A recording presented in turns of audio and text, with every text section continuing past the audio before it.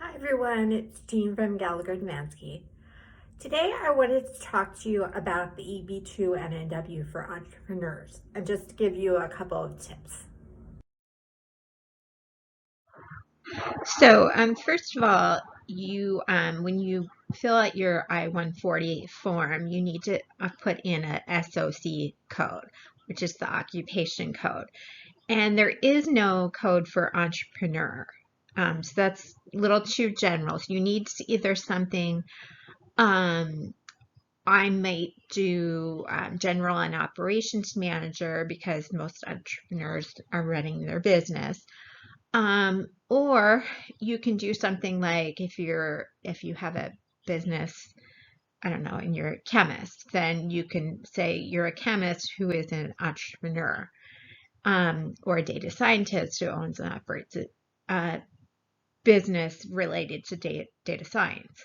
So that's the first thing. So I do have another video on choosing an SOC code. So you can take a look at that if you're not really sure what that means or where to find that.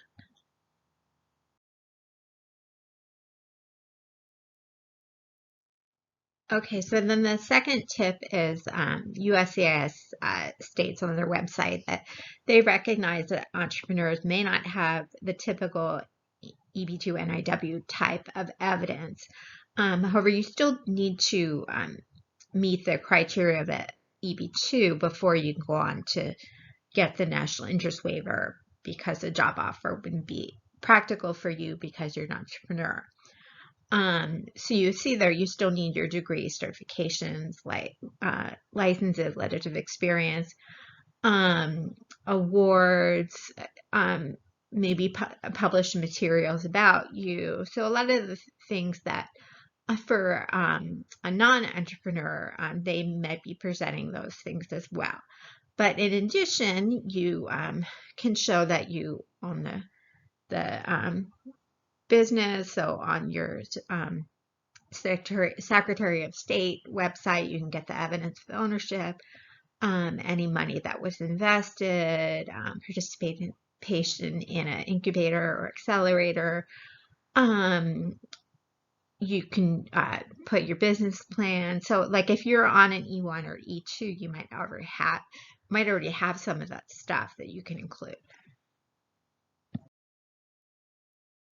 And my last tip is that the petition doesn't need to be completely about money just because you're an entrepreneur. So this is exactly what the policy manual says, that generally the endeavors are measured in terms of revenue generation, profitability, valuations, cash flow, customer adoption. But there are other metrics that can be of equal importance in determining whether the petitioner has established each of the three prongs. So, and there again, it says, so you still need to be able to show all the three prongs of the EB-2 NIW. So substantial merit, national importance, that you're well positioned to achieve your endeavor in the United States, and on balance, it would be in the United States' interest to waive the job offer and labor certification requirements. So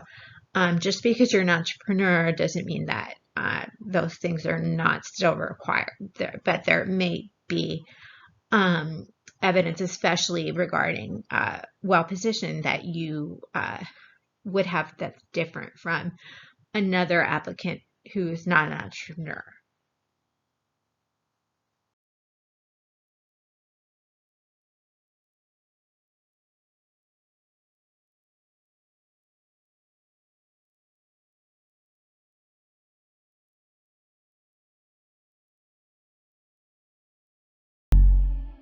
And will you get back?